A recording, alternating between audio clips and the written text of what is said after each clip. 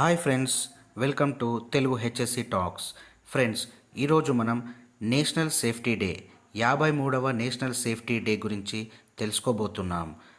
March 4 నుండి 10వ తారీఖు దాకా మనం ఈ నేషనల్ సేఫ్టీ డేని జరుపుకుంటాం. 2024కు సంబంధించిన నేషనల్ సేఫ్టీ డే థీమ్ గురించి కూడా మనం తెలుసుకోబోతున్నాం.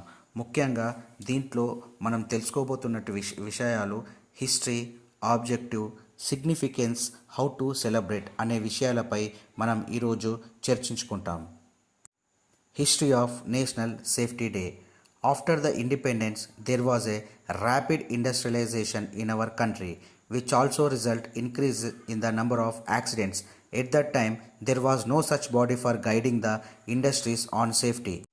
స్వాతంత్రం తర్వాత మన దేశంలో వేగవంతమైన పారిశ్రామీకరణ జరిగింది. దీని ఫలితంగా